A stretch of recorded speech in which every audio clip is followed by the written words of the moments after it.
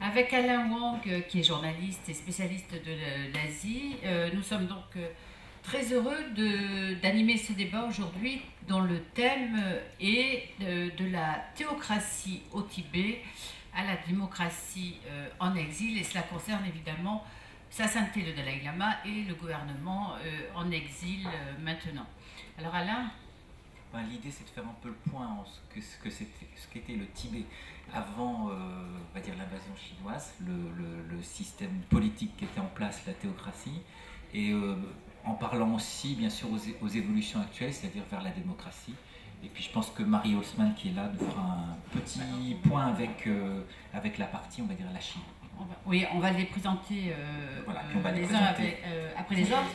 Donc on voudrait juste rappeler que la fuite du Dalai Lama, c'était en 1959, le 10 mars, il est parti du 10 mars du Tibet et il est arrivé donc en exil en Inde, et que depuis, Sa Sainteté le Dalai Lama, mais Khalsan Gyatsen nous en parlera de façon plus détaillée, a tout fait pour instaurer un système démocratique pour le gouvernement en exil, en Inde évidemment. Et ce gouvernement et cette volonté de démocratie s'est concrétisée en 2011 quand le Dalai Lama a rendu son pouvoir politique, puisqu'avant il était à la fois un chef religieux et politique, et a organisé avec ses équipes des élections afin de nommer un Premier ministre. Oui, et André Gatelin, qui est au bout de la table, nous précisera tout à l'heure ce qu'il a pu observer pendant les dernières élections qui ont lieu récemment. Alors Alain, peut-être oui. On va commencer à présenter nos invités. On va commencer à présenter nos invités. Donc Khalsan Gyatsen, dont on vient de parler, qui est né au Tibet en 1953.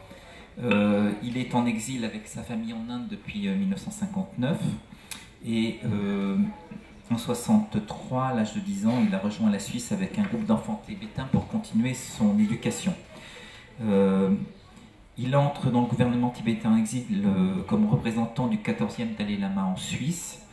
Donc il a été en poste au bureau du Tibet à Genève. Et en 1992, il est rappelé en Inde pour travailler 7 ans auprès de Sa Sainteté à Dharamsala.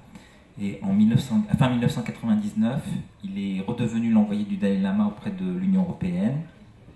Il a participé à beaucoup de négociations entre la partie chinoise, les émissaires chinois, et puis les émissaires du Dalai Lama sur la négociation sur le futur du Tibet. Et de juin 2007 à en juin 2007 et juillet 2007, voilà, Lodi Ghari et Khalsan Gyatsen se sont rendus en Chine pour leur 6e visite de discussion sur le Tibet. Voilà, donc il pourra aussi intervenir peut-être sur cette question pour savoir où on en est. Et il nous racontera un peu comment se sont passées ces négociations qui ont été souvent très difficiles, et où on en est, est-ce qu'elles ont repris ou pas. Et je crois que le dialogue est un peu mort depuis quelques années. Alors Marie Holzman, Marie est une universitaire, sinologue, spécialiste de la Chine contemporaine, écrivain, journaliste aussi, traductrice, et elle est surtout, enfin elle n'est pas surtout, elle fait aussi, elle est aussi présidente d'une association qui s'appelle Solidarité Chine, une association qui a été créée en 1989 pour garder vivante la mémoire du massacre de Tiananmen et venir en aide au mouvement démocratique chinois en exil et en Chine. Vous l'aurez compris, Marie est une femme très engagée pour les droits de l'homme et pour la préservation des droits de l'homme. On va continuer par André, qui est aussi très engagé. André Gatelin. André Gatelin, qui est sénateur des Hauts-de-Seine, si je ne me trompe pas. Hein. Absolument. Universitaire, et donc aussi membre du groupe d'Europe Écologie Les Verts, du parti. Et alors, donc il est sénateur depuis septembre 2011. Il est membre du groupe d'information du Tibet au Sénat. Il me semble que tu l'as présidé aussi.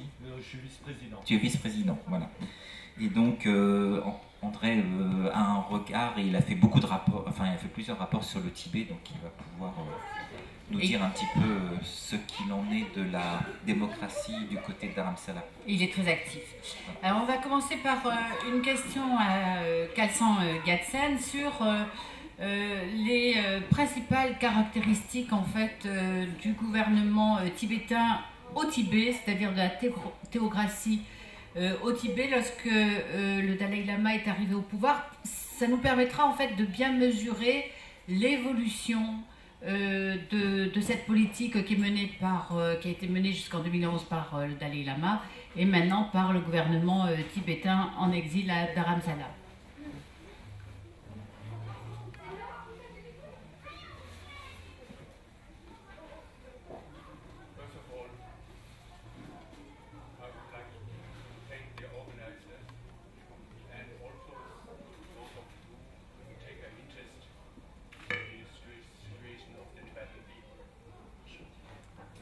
D'abord, je tiens à remercier tous ceux qui sont ici présents et tous ceux qui s'intéressent justement à la question du gouvernement tibétain en exil.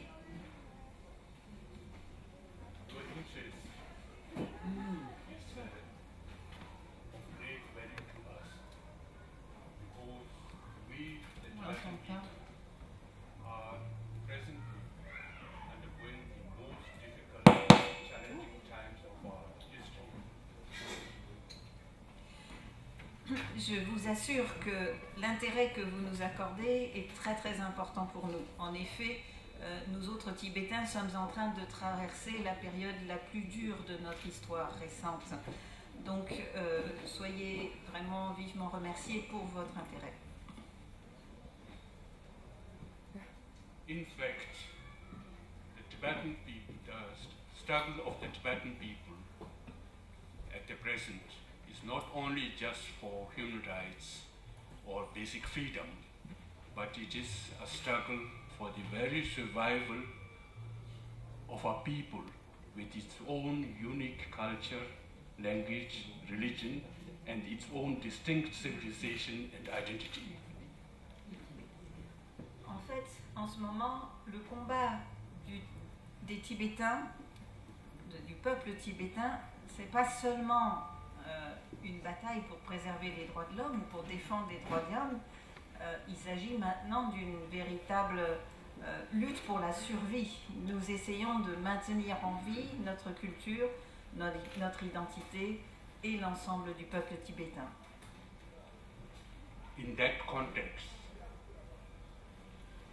the awareness of the Tibetan people's difficult situation here in France and in Europe is of great importance, because I am convinced that European government, and in particular the European Union, can play an important role in finding a peaceful solution to the Tibetan problem.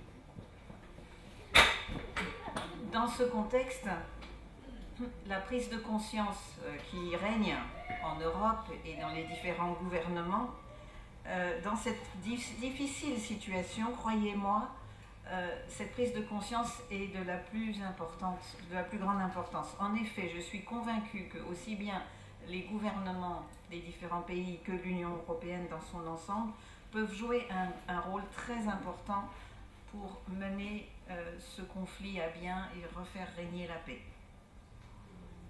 So therefore, I'm grateful to your presence here and for your interest. Now coming back to the topic. Voilà pourquoi je vous suis reconnaissant à la fois pour votre intérêt et votre présence ici, et je vais donc revenir au sujet qui nous intéresse.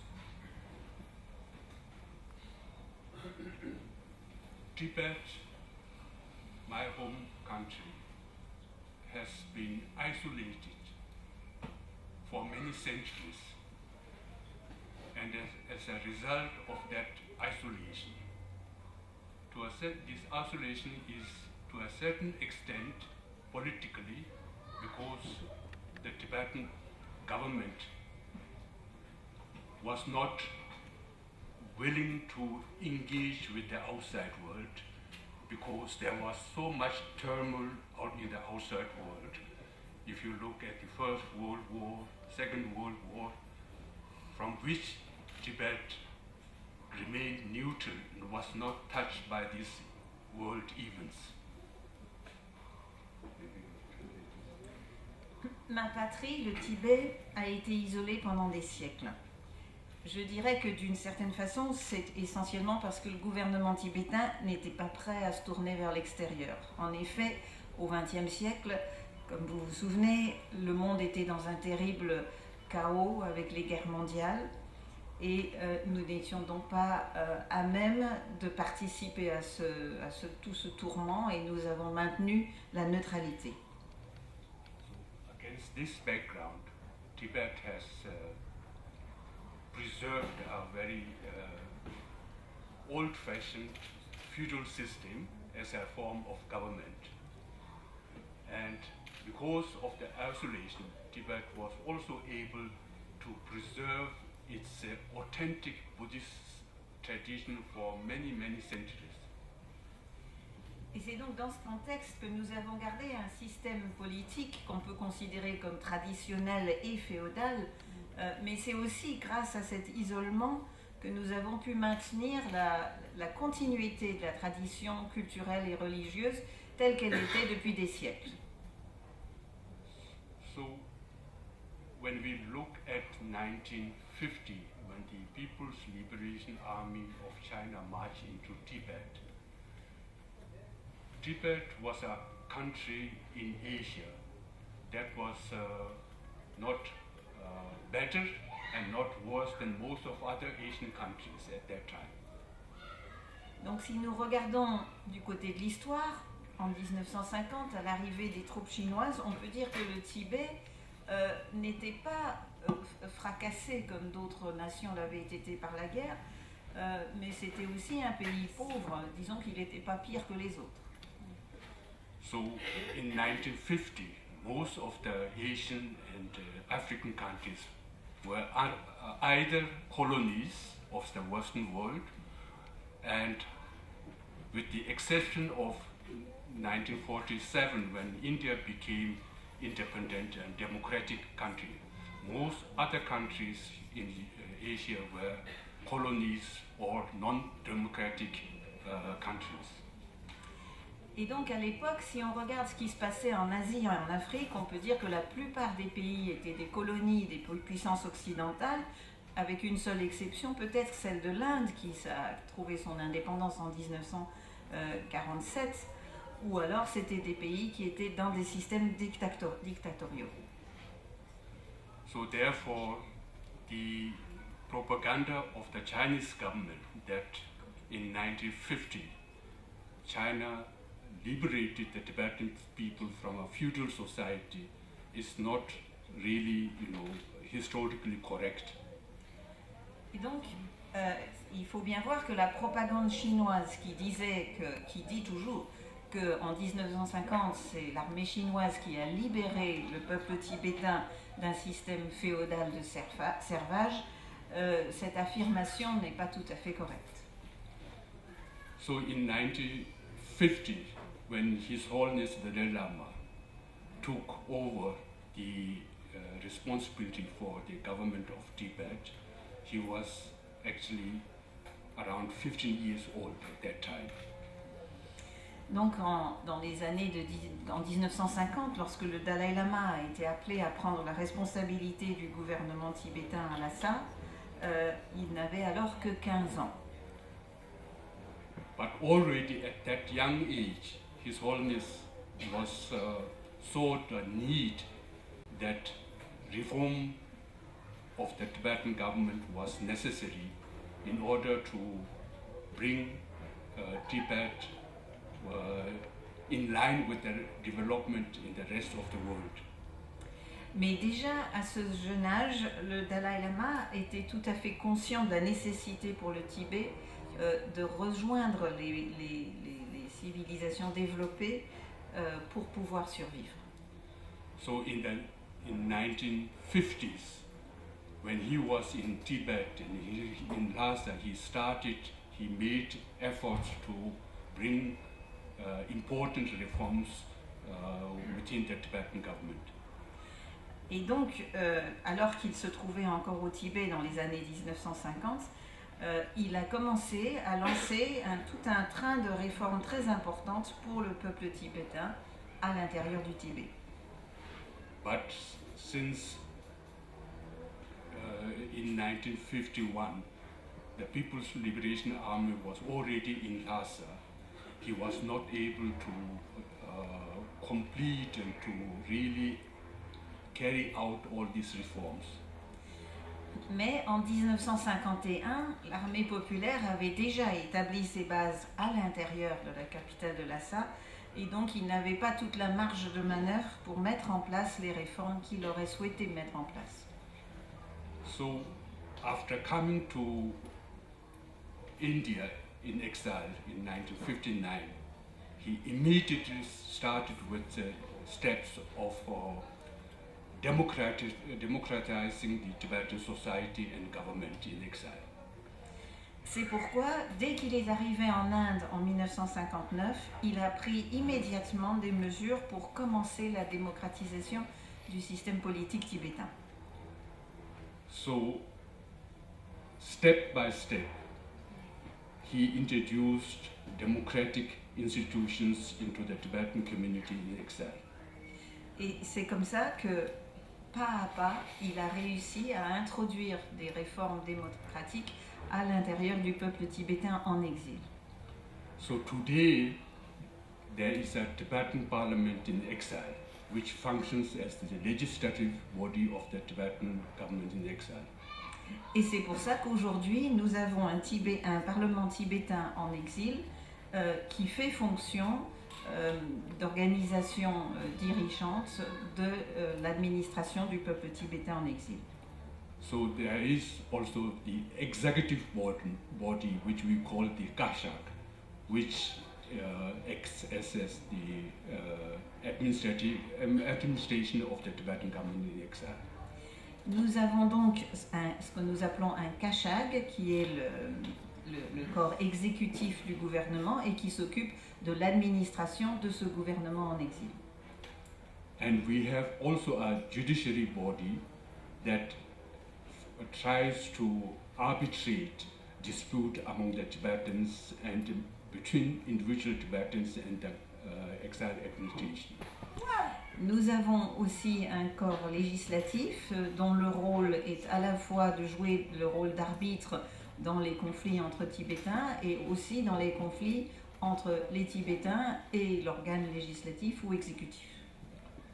So every 5 years, the members of the parliament in exile and also of the executive body, the Kashak, are democratically elected. Tous les 5 ans, donc, nous avons un système d'élection qui permet le renouvellement des membres du Kashag et de la direction de notre gouvernement. So the last elections were in March this year. Les dernières élections se sont produites en mars de cette année. And in 2011, His Holiness the Dalai Lama publicly declared that he will devolve all his political responsibility and authority to the democratically elected Tibetan leadership. En 2011, Sa Sainteté le Dalai Lama a annoncé qu'elle renonçait à toute fonction politique et déléguait tout son pouvoir politique, administratif aux organes élus. On va revenir progressivement sur choses. On va peut-être interroger Marie, là, on la sollicite encore, sur le plan pour savoir qu'est-ce qui se passe, je dirais, grosso modo en Chine sur la même période, et surtout par rapport à la période de Wu-Yaobang, où il y a eu des tentatives quand même de ce côté-là je vais dire de démocratisation, mais de mouvement, d'ouverture. Alors moi j'ai combien de minutes? Pareil, tu prends ton temps. Non, le tout c'est d'avoir un panorama le plus complet possible de la situation pour qu'on comprenne bien en fait comment ça a évolué et pourquoi ça a évolué comme ça. D'accord. Mais les grandes lignes. Donc les grandes lignes, disons, du problème de la démocratie par rapport au gouvernement chinois. On entend souvent dire que le peuple chinois est un pays d'1,3 milliard d'habitants et que donc seule une dictature peut venir à bout d'un tel peuple. Évidemment, c'est une affirmation que je conteste énergiquement, d'autant plus que l'Inde est pays qui est à peu près aussi peuplé que la Chine et qui connaît la démocratie, donc comme on le voit depuis 1947. Avec des variantes bien sûr, c'est pas ça le problème, mais ce n'est plus la dictature, ou ce n'est pas une dictature comme l'est la dictature chinoise. La deuxième chose qu'on dit régulièrement, c'est que les Chinois ne sont pas aptes à la démocratie pour la bonne raison qu'ils ne l'ont jamais connue. Alors ça c'est aussi une affirmation que je conteste, d'abord parce qu'il y a eu des périodes plus ou moins despotiques et totalitaires dans la longue lignée des dynasties. Je donnerai un seul exemple, par exemple, sous la dynastie des Han, il y avait un historien remarquable qui s'appelle Sima Qian, et qui était assez indépendant dans sa parole et dans sa pensée pour écrire l'histoire telle qu'elle était, c'est-à-dire avec tous les aspects critiques à l'égard du pouvoir ou à l'égard aussi du pouvoir précédent, parce que les historiens souvent hésitaient à critiquer les mesures prises par l'empereur précédent. Pour cela, on l'a tout simplement émasculé, donc la peine était terrible, il a survécu, c'était au début de notre ère, et il a repris sa plume d'historien et a continué à écrire l'histoire. J'insiste sur cette anecdote parce que de tout temps, dans toutes les dynasties chinoises, le rapport à l'histoire est un rapport fondamental. Les Chinois ont toujours tenu à tout noter, c'est-à-dire oui, il y avait peut-être des crimes, il y avait peut-être des violences, mais tout était inscrit. Et quelque part, à un moment ou à un autre, il allait falloir régler ses comptes, quoi. Si un empereur avait été mauvais, c'était écrit dans l'histoire jusqu'à l'éternité. On peut dire que d'une certaine façon, c'est une preuve d'un certain respect vis-à-vis de la vérité, de la réalité, et aussi quelque part de la liberté de penser. En 1911, la Chine a accédé à la démocratie puisque ça a été la première république institutionnalisée de l'Asie. Certes, c'est une république qui a duré très peu de temps, mais c'est le résultat d'un processus qui avait commencé à partir de la fin du XIXe siècle, qui a provoqué beaucoup de débats au milieu des intellectuels et des hauts fonctionnaires de la dernière dynastie moribonde, la dynastie des Qing avec l'impératrice Cixi, est une dynastie qui a mis beaucoup de temps à mourir, enfin une trentaine d'années à disparaître, mais elle était moribonde. Donc les intellectuels se sont saisis de ce moment pour chercher qu'est-ce qui conviendrait le mieux à la Chine, pour réfléchir, et en exil, Sun Yat-sen, qui a fait ses études aux États-Unis, à Hawaï exactement, a rassemblé tous les éléments intellectuels, institutionnels, politiques nécessaires pour créer cette première république démocratique en Chine. C'est un très grand succès, même si ça n'a pas duré longtemps, c'est quand même un très grand succès parce que ça contredit, à mon avis, une fois pour toutes, cette notion que la Chine ne peut pas accéder à la démocratie. Les faits sont là. Donc on a tendance à l'oublier, mais il ne faut pas l'oublier, justement, précisément.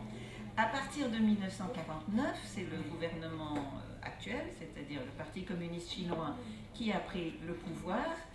Et comme disait mon très honorable voisin Kelsang Yat-sen, dès 1950, l'armée populaire de libération donc, se trouve déjà en place au Tibet. Et de 1949 à nos jours, on peut dire qu'on distingue deux périodes politiques très différentes, aussi importantes l'une que l'autre, mais très différentes. La première va de 1949 à 1976, et c'est un gouvernement totalitaire absolu, sous la direction du président Mao, et avec le contrôle absolu sur tous les détails de la vie quotidienne, politique, économique du pouvoir chinois. À partir de l'arrivée au pouvoir de Deng Xiaoping, on entre dans une deuxième phase de la Chine qui va jusqu'à aujourd'hui, y compris. C'est la phase de l'économique absolue, mais sous la direction du Parti communiste chinois. Donc, on a changé de système totalitaire. On peut discuter ensemble, si vous voulez, de cette notion de totalitarisme. Pour moi, c'est une évidence que la Chine est totalitaire de 49 à 76, ou 78, enfin, peu importe la date, et de 78 à aujourd'hui. Ce n'est pas le même totalitarisme, c'est une évidence. Mais la nature du totalitarisme est restée. Et ça, je crois que c'est très important de le comprendre pour vraiment appréhender la réalité de la politique en Chine. Donc, aujourd'hui encore, dans cette, disons, ce système totalitaire despotique et, je dirais, totalement communiste, parce que beaucoup de gens disent maintenant, oui, mais la Chine s'est enrichie, elle s'est développée, on peut faire du commerce comme on veut, etc. Ça, c'est vrai, enfin c'est relativement vrai, mais malgré tout, le pouvoir communiste chinois n'a pas relâché son contrôle sur la direction de la société, le contrôle des individus, etc., etc. Donc si on fait un parallèle entre l'évolution du système tibétain de 1950 à nos jours, on constate que le gouvernement tibétain est parti d'un système qui était très loin des systèmes démocratiques modernes d'aujourd'hui et que, comme Kelsang Gyaltsen vient de le dire, pas à pas, il a réussi à déboucher sur, du moins dans le gouvernement en exil, sur une véritable démocratie avec élection. Et comme dans toutes les véritables démocraties, il y a des conflits, il y a des rumeurs, il y a des accusations, il y a toutes sortes de choses, mais ça fait partie du travail de la démocratie et en même temps de son processus de maturation. À l'inverse, dans le mouvement démocratique chinois, de la diaspora chinoise qui peuple tous les pays du monde maintenant, il n'y a plus un seul pays du monde pratiquement où il n'y a pas de Chinois et où il n'y a pas une vive discussion autour des questions politiques. Dans le mouvement démocratique chinois, je dirais que depuis 1989, c'est-à-dire la date de la grande répression par Deng Xiaoping de toutes les manifestations pro-démocratiques, depuis 1989, non seulement on n'a pas vu de progrès dans le mouvement démocratique chinois, ou disons très peu de progrès, mais en tout cas, il ne s'est pas constitué un gouvernement politique en exil. Ça c'est une évidence. Et donc, l'absence d'un gouvernement démocratique en exil, d'un mouvement chinois démocratique en exil, se ressent très très douloureusement dans cette diaspora chinoise. Parce que les déchirements internes sont des querelles entre personnes, et ces querelles sont très violentes, hélas, mais elles ne débouchent pas sur une structuration et une réflexion sur la façon de créer cette structure politique démocratique qui pourrait fonctionner et qui pourrait servir en quelque sorte de modèle à une Chine d'avenir. Ce n'est pas parce que les personnalités manquent, au contraire, je peux en citer de très nombreuses. La première qui me vient à l'esprit, toujours à cause de mon auguste voisin, c'est la personnalité de Yang Jianli, qui a beaucoup fait pour rapprocher justement, non pas les Chinois entre eux, ça il y a renoncé dès le départ, mais pour rapprocher des Han, des Ouïghours, des Mongols, des Tibétains. Et c'est lui qui est à l'origine du dialogue interreligieux qui se poursuit déjà depuis, je crois, une quinzaine d'années et auquel Sa Sainteté le Dalai Lama a même eu l'occasion de participer de temps en temps, il y a une dizaine d'années, je crois. Il y a d'autres personnalités, bien sûr, hein, mais elles sont malheureusement très peu nombreuses. Et c'est un grand regret pour moi hein, de ne pas pouvoir citer toute une kyrielle de noms chinois auxquels vous pourriez faire référence. Alors, après ces deux brillants exposés, André, la charge est lourde de prendre la parole. On le voit, les Tibétains finalement, qui sont un peuple avec peu nombreux, enfin une population relativement peu nombreuse par rapport à la Chine et par rapport à d'autres peuples, et quelque part exemplaire, puisqu'ils ont réussi à instaurer, grâce au Dalai Lama, un système démocratique, que tu as pu aller, comment dire, pas... Observer, voilà. J'étais en train sur tout ce que viennent de dire nos deux invités, j'avais un petit blanc. Donc observer concrètement plusieurs fois Dharamsala. Est-ce que tu peux nous en parler et où en est-on en fait exactement de la mise en place de ce système démocratique qui a été difficile à mettre en place parce que le peuple tibétain ne voulait pas que le Dalai Lama ne devienne qu'un chef religieux, entre guillemets, et il voulait, enfin certaines personnes voulaient vraiment qu'il conserve son double statut de chef religieux et de chef politique. Oui, merci. Oui, la réalité, c'est qu'on est dans un système démocratique tibétain en exil qui est en évolution, qui se construit souvent et depuis 1959-1960, presque toujours à l'initiative de sa sainteté le Dalai Lama, qui repousse un peu plus loin, je dirais, la conformité des institutions qu'il souhaite pour le Tibet en exil et pour un futur Tibet autonome, dans une logique des grands standards de démocratie internationale. Et donc, notamment la charte des droits des Tibétains de 1991 est en complète conformité, c'est finalement la constitution tibétaine en exil est en totale conformité avec la déclaration des droits de l'homme.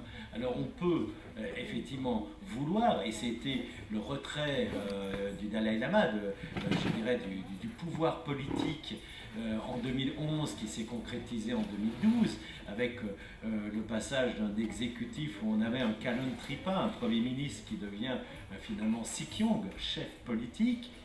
C'est une étape supplémentaire qui a été incrémentée, là aussi toujours par Dalai Lama, pour introduire pleinement et totalement ce fonctionnement démocratique au sein, en tous les cas, de la représentation du Tibet en exil. Alors, tout ça, c'est la volonté politique, c'est la construction de règles et de normes qui sont, je le dis là encore, très élaborées et qui sont comparables aux meilleurs standards et souvent aux bonnes pratiques internationales. Après, il faut son acceptation et, par le peuple et surtout une manière de s'emparer de cela.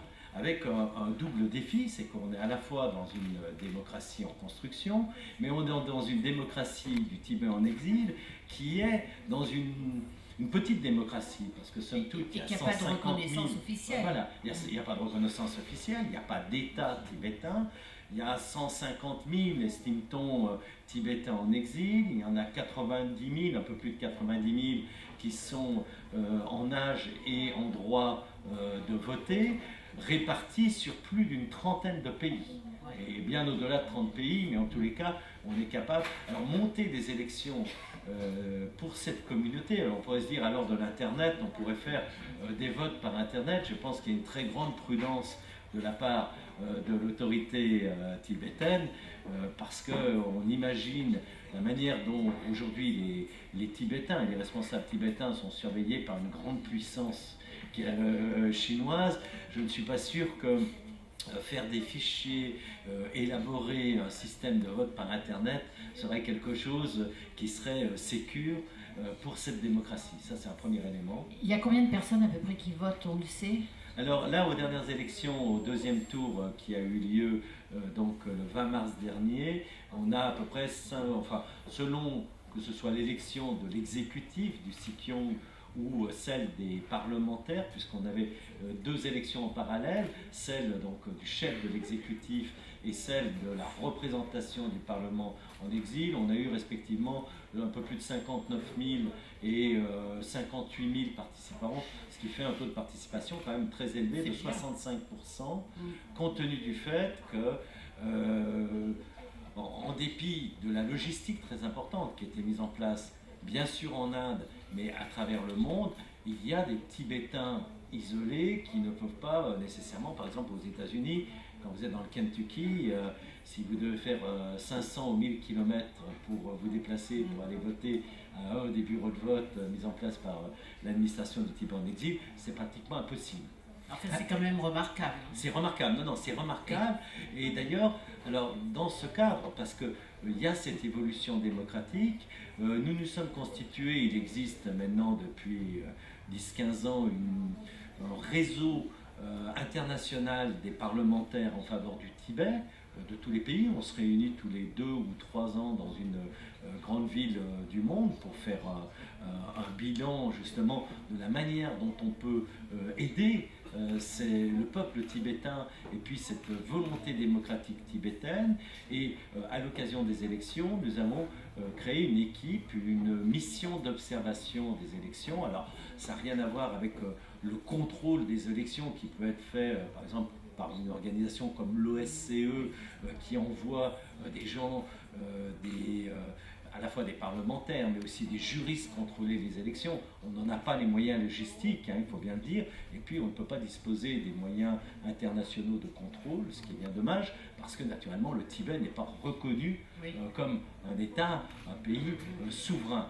Donc sur la base de notre organisation interparlementaire, nous avons constitué donc en mars dernier une délégation de 7 actuels ou anciens parlementaires de différents pays, étaient représentés la France à travers moi, le Canada à travers Concilio di Nino, qui est un ancien sénateur très proche des questions tibétaines, à travers Matteo Mecacci, qui dirige International Campaign for Tibet et qui était parlementaire italien et qui a fait beaucoup de missions de contrôle justement dans le cadre de l'OSCE quand il était parlementaire, à travers Thomas Mann, membre du Parlement européen allemand, qui est un grand supporter de la cause tibétaine, Linda Singh, qui est une sénatrice australienne, et puis quelques autres. Nous nous sommes rendus à Dharamsala, mais aussi à Bir. Bir, c'est à peu près à 130-150 km à vol d'oiseau à l'est de Dharamsala, où il y a plusieurs settlements, colonies tibétaines implantées depuis les années 60, pour voir comment s'effectuaient le jour du vote ces opérations de vote. C'est pas la première fois qu'il y a une mission de ce type. Une autre avait été conduite avec certains d'ailleurs des membres qui étaient là en 2016, en 2011, lors de la précédente élection, et nous produisons un rapport que nous avons cette fois-ci remis à toute fin avril aux autorités tibétaines en exil, accompagné de recommandations à la fois techniques sur comment on peut faire évoluer, améliorer le système de vote, et je le dis, c'est un enjeu logistique incroyable. Et là, je veux souligner ici, parce que parfois on peut avoir des lectures très critiques sur le pouvoir en place fédéral indien, voire même les rencontres entre les responsables indiens et chinois, la capacité du gouvernement indien à permettre, en tous les cas en Inde, la bonne tenue de ces élections, y compris sur le plan de la sécurité, parce qu'il ne faut pas oublier qu'en Inde, il y a des groupes terroristes indépendantistes qui font des dizaines, voire des centaines de morts dans des attentats. Eh bien, là, on voit bien que l'Inde est un ami profond, respectueux du sort de la communauté tibétaine en exil. Et je crois qu'il faut le dire, il faut le souligner, parce qu'en dépit des changements de président ou de gouvernement, cette fidélité reste intacte. Alors, nous avons pu observer un certain nombre de bureaux de vote. On a noté que par rapport à la fois précédente, énormément de progrès avaient été faits, notamment pour gérer la vérification des listes. Alors il y a un système pratiquement de double contrôle, plus chaque personne qui a voté se voit marquée avec une couleur sur le doigt. Enfin, on est sûr qu'il n'y a pas deux personnes qui votent deux fois. Sur ce plan-là, André, qui peut voter exactement? Parce qu'il y a beaucoup de Tibétains qui ont pris des nationalités françaises ou autres. Comment on détermine? Et tibétain, alors le principe est tibétain est en droit de voter, alors il faut avoir 18 ans et plus pour voter, ça c'est une chose, et il faut avoir un de ses deux parents qui est tibétain, et il faut s'acquitter d'une cotisation pour disposer d'une sorte de papier d'identité qui n'est pas ni un passeport, qui là encore n'est pas un document d'État, mais que le document par contre officiel de l'administration tibétaine, qui est le Green Book, le livre vert, et qui donc donne droit, il faut régulièrement, il faut à jour de ses cotisations, un peu comme si vous preniez une inscription à un parti politique. Alors, ça fait partie d'ailleurs du débat qu'on a eu. Majoritairement, les membres du comité d'observation, nous trouvons que ce système est normal dans la mesure où l'administration tibétaine n'étant pas un État, n'ayant pas de moyens pour organiser les élections, il est normal que les citoyens participent de manière pécuniaire à l'organisation. Il y avait un avis majoritaire dans notre commission qui pensait que c'était quand même, ça peut être un blocage pour certaines personnes très pauvres. J'ai cru comprendre qu'il y avait quand même des logiques de dérogation qui étaient possibles et qu'on pouvait aussi s'acquitter d'un montant relativement faible et symbolique. Mais cette démocratie, pour le coup, est en construction autour de cela. On reviendra là-dessus, peut-être que 404... Peut-être deux, trois remarques des conclusions qu'on a faites. Bon, oui. Globalement, on était, de ce qu'on a vu, on a donné un satisfecit, on a noté aucune irrégularité majeure ou problème de fond dans l'organisation des élections. Bien sûr, en termes d'organisation, on pourrait encore améliorer les longues queues qu'il y a devant les bureaux de vote, mais c'est vrai que les gens sont d'un enthousiasme et d'une patience incroyable. Et la confidentialité, je crois, un peu. Et la confidentialité, alors là, il était mis en place un petit peu des isoloirs, mais alors ce ne sont pas des isoloirs fermés, ce sont des chaises et des tentures qu'on met. Il y a certains endroits dans les temples où il n'y a pas d'isoloir, c'est quand même pas toujours... disons qu'on n'est pas dans une parfaite égalité, et puis je pense en fonction... que le vote se déroule en Inde ou dans un autre pays, c'est très difficile en tous les cas à harmoniser. Donc ce qui nous a semblé important, c'est que, il faut le rappeler, ces élections, que ce soit au niveau du Parlement tibétain ou celle du chef de l'exécutif, se passent à 2 tours. Et le premier tour avait eu lieu là, le 18 octobre, le second tour le 20 mars. Donc il se passe quand même 6 mois, ce qui est extrêmement long. Et à notre sens... C'est trop long ? C'est beaucoup trop long parce que, ça peut créer certaines suspicions. En même temps, il faut du temps parce que les candidats, notamment la personne qui est candidat au poste de Sipyong, il faut qu'ils soient en capacité de faire campagne. Explique ce que c'est pour ceux qui ne connaissent pas. Et là, il y avait plusieurs candidats. Il y avait 2 candidats alors finaux. Il y a eu un premier tour qui était très ouvert avec un grand nombre de candidats. Et à la fin, pour le deuxième tour, n'ont été retenus que 2 candidats, avec d'ailleurs une petite polémique puisque le candidat arrivé en 3e position, Lukarcham, a protesté en disant mais c'est pas dans le règlement qu'il n'y ait que 2 candidats qui soient retenus. Il est vrai que l'écart entre le deuxième, celui arrivé 2e et 3e était tel, et tout ça malheureusement n'est pas clairement encore défini. Et moi je serais pour qu'on ait un système de premier tour un peu plus simple, parce qu'aujourd'hui n'importe qui peut se présenter comme candidat pratiquement, et pour peu qu'il ait la citoyenneté tibétaine, et surtout on peut voter pour quelqu'un qui n'est pas candidat. Donc en matière de dépouillement, c'est extrêmement lourd, et il faudrait quand même qu'il y ait un système, je dirais, si j'osais un peu à la française, c'est-à-dire que les candidats soient volontaires, qu'ils aient peut-être un certain nombre de parrainages avant de se présenter, et qu'on dise clairement... C'est des primaires, quoi. Voilà, et que les 2 premiers ont un premier tour, tout simplement, qui sert de primaire, et que les 2 premiers, uniquement, se sont instaurés, puissent rester au deuxième tour. Alain, juste, c'était l'élection visait à élire un Premier ministre, enfin un équivalent Premier ministre. Voilà, d'un Premier ministre, d'un chef de l'exécutif. Les 2 scrutins avaient lieu simultanément, et puis il fallait définir le Parlement tibétain en exil, qui compte 45 membres, un de plus que sous la précédente mandature.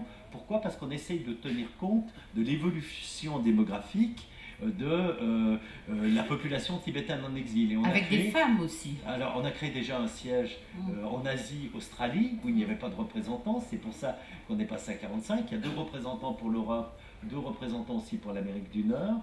On a au résultat, si j'ai bien calculé, 12 femmes sur 45, donc à peu près un peu plus de 25% du corps électoral. C'est bien sûr insuffisant, mais c'est malheureusement le niveau de représentation féminine qu'on a au Sénat et à l'Assemblée nationale française. Mais on a constaté aussi qu'il y avait beaucoup plus de candidats, cette fois-ci, au poste de parlementaire, et qu'il y avait beaucoup plus de femmes aussi qui se présentaient. Un des derniers points qui peut être compliqué, qui pose question au regard de nos débats, passage d'une société théocratique à une société démocratique, et qu'on a soulevé dans notre rapport, c'est que nous avons un système de vote par région d'origine et 3 grandes régions traditionnelles du Tibet, mais il y a aussi un vote par collège religieux, puisque les 4 traditions bouddhistes plus la tradition böhm est représentée par 2 représentants chacun, et un peu étonnamment, mais qui là aussi est lié à l'histoire, les moines et les nonnes votent finalement 2 fois. Ils votent en tant que parlementaires pour la représentation du collège religieux qui au total à 10 personnes, et ils votent aussi pour le collège d'origine du Tibet. Donc l'idée un vote une voix est quand même là un petit peu discutable et mériterait sans doute à terme d'être améliorée pour éviter les accusations d'un pouvoir trop important du clergé par rapport à la société civile tibétaine. Bon, il y a tout un tas de recommandations, mais on vous fera passer le rapport et on ne tâchera pas. Et on va revenir dessus. Bien sûr. On pourrait peut-être demander à Kelsang de réagir justement sur les différents points qui ont été précisés par André, et en particulier pourquoi des religieux. Oui. I just want to, add, as André already mentioned, there are 2 seats reserved for the Tibetans living in Europe. So we Tibetans living in Europe elect 2 representatives to the parliament. So today among us is Venerable Thupten Wangchen. Can you get up? So he has been re-elected. He is the front runner with the greatest number of votes from the Tibetans living in Europe, and he has been re-elected. So I think, he would be also good to have to join us when we discuss about democracy in exile. Oui. Avant de continuer, je voudrais ajouter que pour nous autres Tibétains qui vivons en Europe, nous avons droit à 2 sièges à l'intérieur du gouvernement tibétain. Et donc je voulais vous présenter M. Thupten Wangchen, qui a été élu cette fois-ci au gouvernement en exil à Dharamsala. Marie, il y a des places devant s'il y a des gens qui veulent s'asseoir. Parce que là, vous êtes en train de venir de plus en plus nombreux, et merci. Avancez s'il vous plaît, et venez vous asseoir, vous serez plus confortable. Merci. Excusez-moi, Kelsang Kelsang.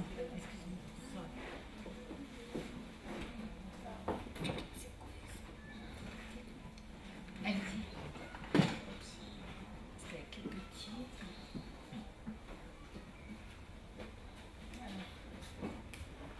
On va reprendre. Merci. Donc, quel est votre avis par rapport aux remarques qui ont été faites par les observateurs, on va dire, occidentaux en majorité, André, mais australiens aussi, oui. D'accord. Occidentaux.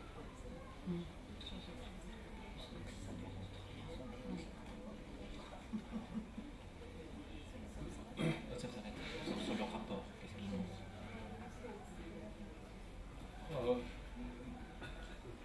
I did see a statement by the monitoring group,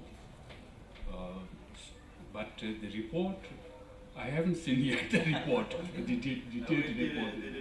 Yeah, so therefore I can't comment it. But generally speaking, democracy is now the overwhelming majority of the Tibetans welcome democracy and wish to have a democratic system. Je peux vous dire que j'ai lu la déclaration qu'a fait l'équipe de sénateurs qui a observé nos élections, mais je n'ai pas encore lu ni leur rapport ni leurs préconisations, donc c'est un peu difficile pour moi de le commenter. Par contre, ce que je peux dire maintenant, c'est que parmi les Tibétains, la démocratie est très bien acceptée et qu'ils y adhèrent à l'immense majorité. I see, in practicing democracy, I see 2 great challenges for us Tibet. Et dans cette pratique de la démocratie, je peux noter 2 grands défis qui nous attendent pour le moment. First one Andre already mentioned, will live under extraordinary difficult situation in exile. Alors tout d'abord, et cela André l'a déjà mentionné tout à l'heure, nos conditions pour mener des élections en exil sont vraiment très très complexes. So in such a difficult situation, there are great challenges to practice democracy in a correct way. Dans une situation aussi difficile, je dirais que c'est pratiquement impossible de mener des élections dans une méthode tout à fait correcte. The second challenge is Tibetans also aspire to have a unique Tibetan democracy. Alors le second défi, c'est que les Tibétains sont à la recherche d'une voie démocratique qui leur serait unique et propre. For example, the Tibetan democracy has no political parties.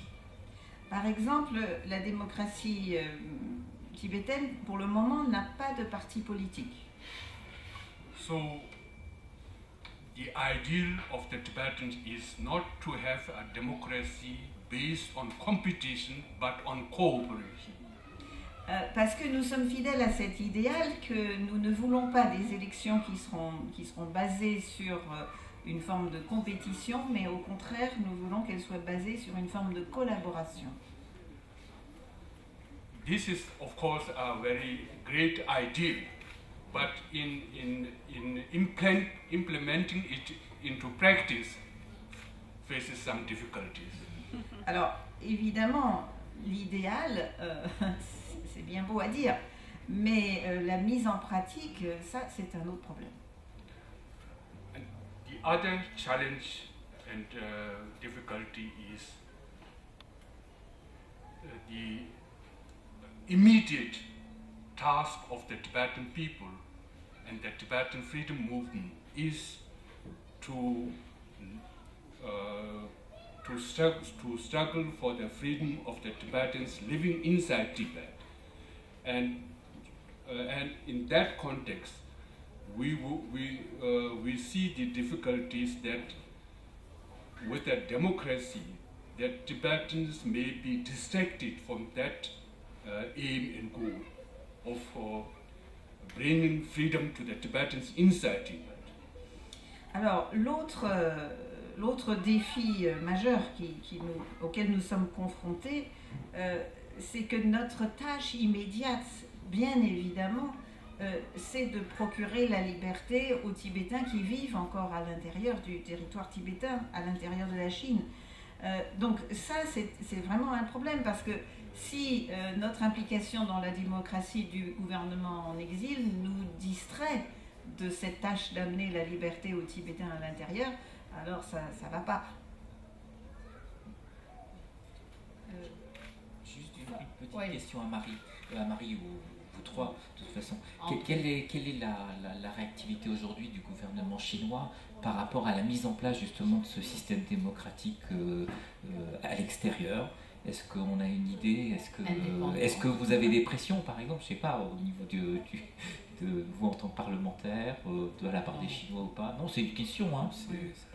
Oui, non. Sur les pressions, pas directement, pas particulièrement. Je ne demande pas de visa en Chine, donc je n'ai pas de souci par rapport à ça. Je sais que c'est regardé d'un drôle d'œil. C'est vrai qu'on a fait très attention à ce qu'on écrivait aussi dans ce rapport, parce que c'est vrai qu'il y a une compétition pour le poste de tête de l'exécutif, compétition personnalisée, que certains médias ou responsables de l'autorité chinoise ont utilisé pour dire, vous voyez, la démocratie, ça crée des conflictualités, pour critiquer le Tibet. Donc effectivement, et il y a eu un rappel à l'ordre après l'élection, d'une certaine manière, par Sa Sainteté le Dalai Lama, et les deux candidats au poste de Sikyong ont fait d'ailleurs amende honorable en disant il y a eu des choses qui sont peut-être allées trop loin, non pas de la part des candidats, mais de la part de leur soutien, en particulier sur les réseaux sociaux. Et c'est pour ça qu'effectivement, il faut sans doute un code de bonne conduite, parce que c'est très regardé effectivement et très instrumentalisé par le pouvoir chinois. Et Marie, sur le plan du gouvernement c'est... chinois, puis peut-être aussi justement, tout à l'heure on disait qu'il n'y avait pas de mouvement organisé chinois. Est-ce que du côté des Chinois qui sont en exil et des dissidents, comment ils regardent ce phénomène? Oui, il y a une diaspora chinoise en exil, une diaspora politique chinoise en exil depuis 1989.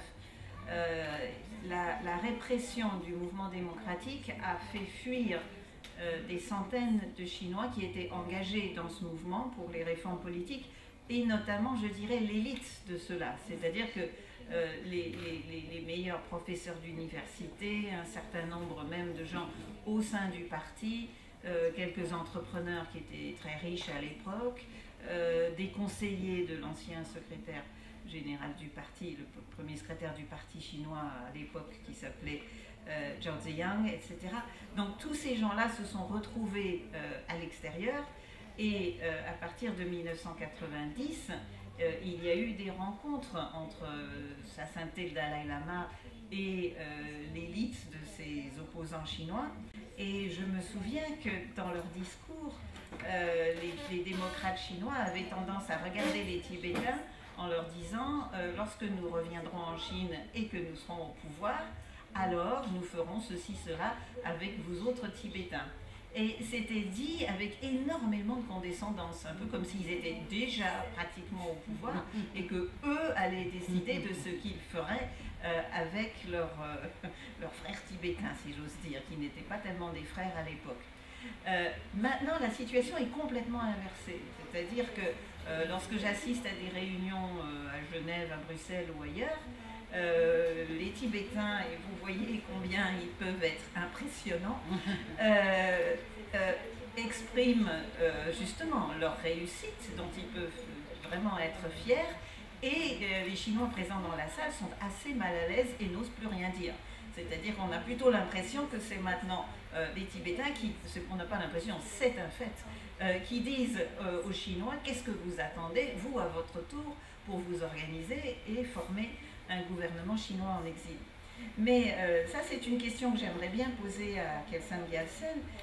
C'est que la première élection démocratique tibétaine vraiment réussie de 2011, est-ce que ce n'est pas ça qui a provoqué la rupture du dialogue entre les émissaires du Dalai Lama, dont Kelsang Gyaltsen faisait partie? C'était l'un des deux émissaires qui se rendaient régulièrement à Pékin en 2012. Est-ce que les Chinois n'ont pas vu dans cette élection une véritable provocation qui les a rendus vraiment fous de rage? Allez-y.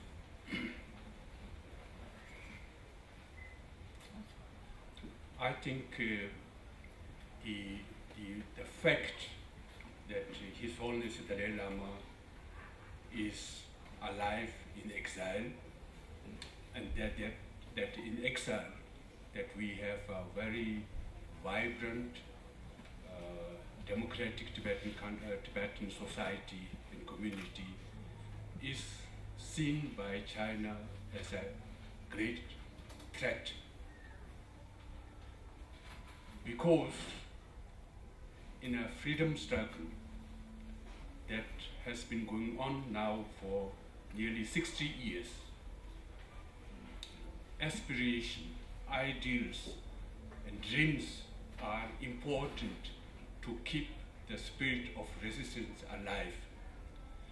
So the very existence of this vibrant, free and democratic Tibetan community in exile makes clear to the Tibetans inside Tibet that how Tibet could be when Tibet is not occupied, when Tibet is not repressed, when Tibetan religion, culture and identity are not suppressed, how life with dignity and freedom can be. This vision, this picture, this model is a source of great encouragement and also inspiration for the Tibetans inside Tibet. Because of that fact, the spirit of resistance inside Tibet is as so strong as it has never been before in the past 60 years. And in the forefront of this resistance inside Tibet are the younger generation of Tibet. Most of the Tibetans who are in the forefront of resistance inside Tibet are under 30 years of age. So that clearly demonstrates that the presence of His Holiness the Dalai Lama in exile and the existence of a vibrant, democratic Tibetan community is a great source of inspiration for the Tibetans inside Tibet. Ce que je tiens à dire tout d'abord, c'est que le fait que le Dalai Lama soit en vie et en exil et actif a joué un rôle déterminant sur cette société tibétaine en exil qui est tellement dynamique, tellement vivante, disons. Et cela est perçu comme une menace majeure par le gouvernement chinois. La présence du Dalai Lama, c'est aussi ça qui a soutenu tout ce combat pour la liberté parmi les Tibétains en exil. Ce qui est important pour garder un combat de ce genre dans toute son énergie, dans tout son présent, c'est qu'il y ait à la fois des aspirations, des idéaux et des rêves. S'il n'y a plus ça, le combat ne peut pas continuer. Donc c'est clair pour les Tibétains qui sont à l'intérieur du Tibet, à l'intérieur des frontières chinoises, qu'ils peuvent voir dans quelle direction le Tibet est en train d'évoluer à l'extérieur, et ils peuvent voir ce qui se passerait si un jour le Dalai Lama revenait et qu'un véritable gouvernement démocratique leur donnait une vie qui pourrait se dérouler à la fois dans la dignité et la liberté. Et c'est une véritable inspiration pour le mouvement de résistance qu'on observe actuellement à l'intérieur du Tibet, et dont on peut dire qu'il est plus fort qu'il n'a jamais été durant ces 60 ans que se poursuit le mouvement. Et plus frappant encore, c'est la jeunesse des résistants. Les résistants aujourd'hui, ceux qui se battent pour la liberté au Tibet, ont moins de 30 ans en général. Alors, est-ce que on vient de voir la réaction des observateurs qui essayent de faire des recommandations pour instaurer encore mieux cette démocratie, mais quelles sont les réactions de la communauté internationale en général, puisque quand le Dalai Lama a reçu le prix Nobel de la paix, il a fédéré vraiment une grosse partie de la communauté internationale. Mais est-ce que c'est toujours le cas? Est-ce qu'il y a des moyens pour aider la démocratie tibétaine en exil? Quelles sont les ressources finalement dont dispose ce peuple pour essayer de faire avancer les choses peut-être plus vite, puisqu'on connaît le poids économique de la Chine quand même. Ah, c'est pour moi. Celui qui veut, mais comment? Oui, vaste sujet. Oui, vous venez de le dire, il y a un poids économique de la Chine, des pressions qui sont extrêmement fortes.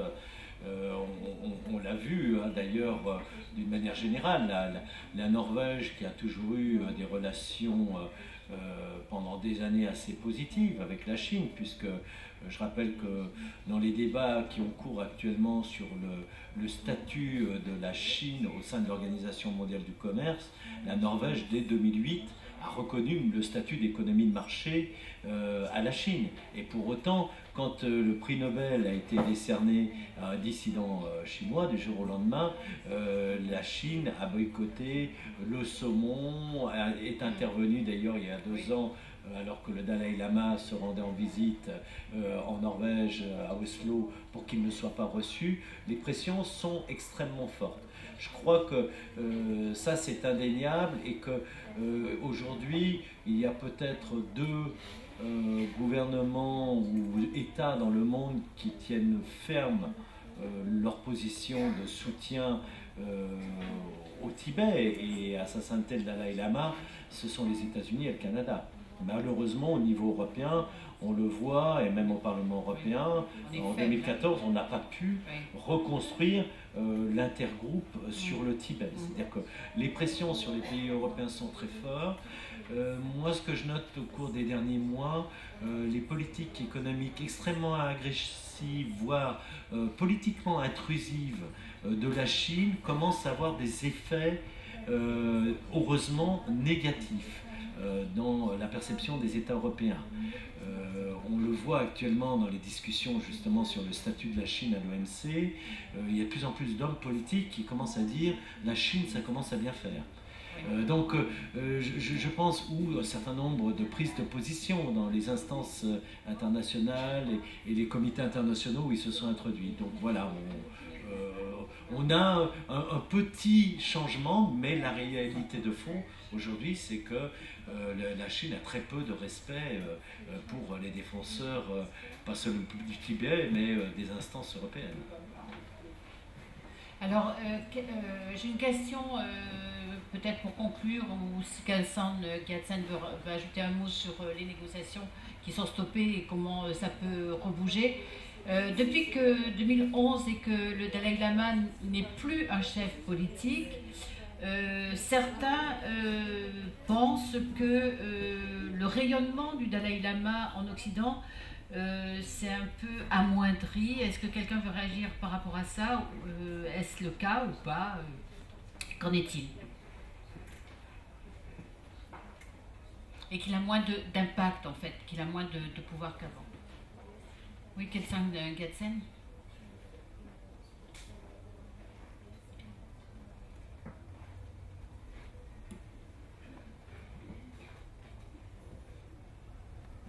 I think the attitude of the international community has impact on the thinking of the Chinese leaders.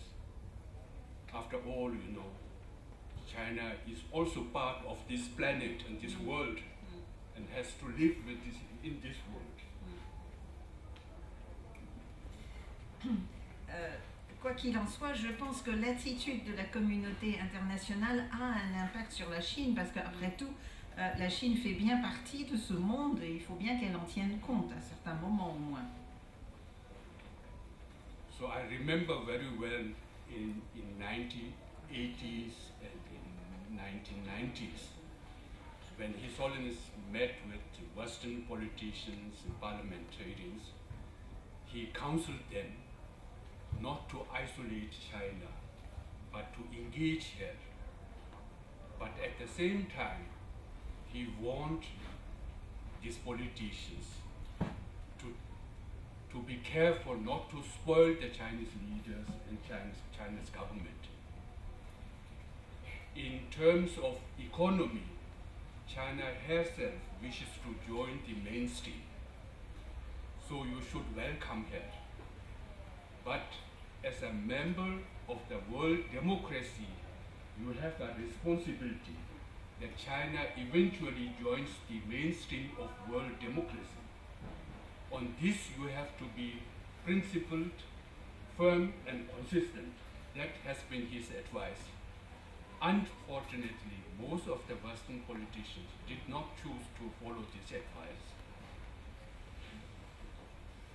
Je me souviens que dans les années 1980 et 1990, Sa Sainteté le Dalai Lama, lorsqu'il rencontrait des gouvernements démocrates occidentaux, leur conseillait toujours de ne pas isoler la Chine. Au contraire, de l'engager, de l'amener à s'intégrer dans la communauté internationale. Mais en même temps, il ajoutait toujours « essayez de ne pas la gâter ». Vous avez, vous, en tant que gouvernement démocratique, une responsabilité. Il est très important que vous restiez très très ferme sur vos principes, très stricts, en lui répétant qu'il faut que la Chine rejoigne le courant majoritaire des gouvernements démocratiques de ce monde. Sinon, si vous avez chacun une courte conclusion par rapport au débat, et après on posera des questions à la salle, mais peut-être que Galsen Gyatsen veut rajouter un mot et conclure en même temps.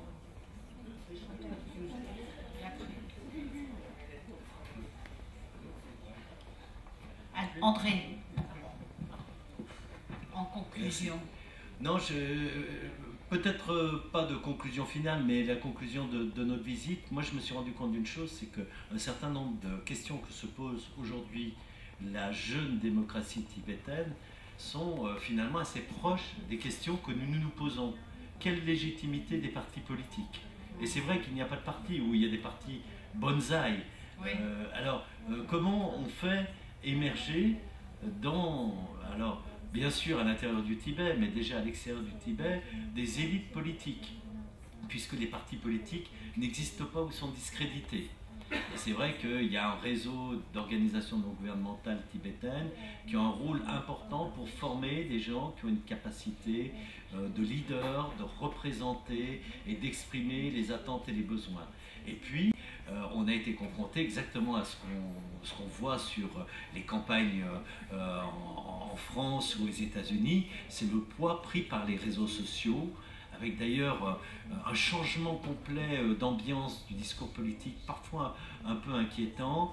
Et je conclurai en disant, nous avons été au lendemain des élections, le 21, nous avons été reçus en audience par Sa Sainteté le Dalai Lama. Il nous a demandé ce qu'on pensait des élections, et puis la seule chose qu'il nous a dit, il a dit, de temps en temps, j'ai l'impression, quand j'écoute cette campagne, d'être aux États-Unis. Il faisait référence à la primaire américaine, avec beaucoup d'ironie. Mais je crois que voilà, il y a le défi de créer une nouvelle démocratie, mais il y a aussi le défi qu'a la démocratie aujourd'hui à l'aune de la globalisation, du développement tous azimuts des réseaux sociaux et de la critique de la représentation. Et là-dessus, je crois qu'on a beaucoup à réfléchir ensemble parce que nous avons exactement la même question. Je crois qu'on a un exemple tout près, hein, l'organisation d'une fameuse primaire qui doit se tenir bientôt et le vote de la communauté française à l'étranger, avec les grandes questions de comment on fait, voilà, ou comment on ne fait pas. Marie ? C'est difficile de conclure ce débat parce que je dirais qu'il est encore en cours. Mais quelque chose d'important. Si je peux, oui, dire quelque chose d'important, je dirais, je renforcerai la parole de Kelsang Gyaltsen lorsqu'il dit que le combat n'a jamais été si difficile à l'intérieur du Tibet et le risque de perte d'identité du peuple tibétain n'a jamais été aussi grand. Pourquoi ? Parce qu'il ne faut se faire absolument aucune illusion. La démocratie, ou du moins un climat pacifié, ne pourra venir que lorsque le gouvernement chinois y sera contraint. Donc, qu'est-ce qui peut contraindre le gouvernement chinois à changer ? Pour le moment, nous avons beaucoup de peine à dessiner, disons, le contour de ce phénomène. Tous les Chinois qui sont en exil ou à l'intérieur et qui réfléchissent à la démocratisation du système chinois sont assez désespérés et la plupart pensent que c'est une crise économique au sein même de la Chine qui provoquera un effondrement ou une implosion du système. Donc en attendant, je dirais qu'il est de notre responsabilité plus que jamais de nous exprimer sur cette difficulté donc pour les défendeurs des droits à l'intérieur du système chinois de fonctionner. Et c'est notre responsabilité de rappeler les noms de tous ceux qui sont emprisonnés, torturés, condamnés à vie. Je citerai simplement le nom d'Ilham Tohti, qui est un Ouïghour et qui est un intellectuel professeur d'université et qui a été condamné à vie pour des textes qu'il avait écrits en chinois sur Internet, donc dans une langue que les Chinois comprenaient parfaitement, et sur Internet, c'est-à-dire ni en secret, ni en cachette, ni à l'étranger. Et donc la situation actuellement pour eux est dramatique. Et notre responsabilité, c'est de nous exprimer le plus souvent possible, justement pour faire continuer l'espoir à l'intérieur de la Chine. Marie, chacun de nos silences est une condamnation à mort pour eux. Marie, tu as un site, je crois, où on peut retrouver certaines informations qui, pour ceux que ça intéresse. Alors, vous pouvez, il y a une campagne qui est en ce moment lancée pour le prix Sakharov en faveur d'Ilham Tohti, que vous trouverez sur le site. Alors, c'est très simple, c'est change, le changement, change.org. Kelsang Gyaltsen, pour conclure, le dernier mot. I think on the issue of Tibet, there are three or four major factors that can have a big impact on the outcome of this problem. En ce qui concerne le Tibet et ceux qui risquent d'arriver au Tibet, je dirais qu'il y a 3 ou 4 facteurs majeurs qui pourraient avoir un très gros impact pour aider à la situation. Of course, the situation inside Tibet is of great importance. And in that respect, as I already mentioned, the spirit of resistance of the Tibetan people inside Tibet has never been as strong as it is today. And in that resistance, the majority of the Tibetans are of the younger generation. So that is a clear indication that the resistance of the Tibetan people will stay for a long time to come. Alors la première chose qui est de la plus grande importance, c'est évidemment de ce qui se passe à l'intérieur du Tibet, ça c'est clair. Pour le moment, ce qu'on voit, en tout cas, comme je l'ai dit tout à l'heure, c'est que cet esprit de résistance ne cesse de croître. Loin de se décourager, il s'enracine. Et ce qui est très encourageant pour nous, c'est qu'il s'enracine dans la jeune génération. Cela signifie donc que cet esprit de résistance est là pour durer. The second factor is development inside China. So in that respect, if you look at the policy of the Chinese government, it's a very hard line and very discouraging. But if you look at the developments on the level of the Chinese society, then we can also detect positive developments. Quant à l'évolution du développement en Chine, ce qu'on peut voir, bien sûr, c'est qu'à l'intérieur du gouvernement chinois, sur le plan politique, et c'est très très décourageant, c'est que on est dans un régime qui est extrêmement dur, extrêmement peu ouvert à la négociation. Mais à l'intérieur de la société chinoise, là, on peut détecter un certain nombre de facteurs positifs. More and more Chinese belonging to the educated and informed circles have a better understanding of the Tibetan problem. And more young Chinese also showing interest in Tibetan Buddhism and Tibetan culture.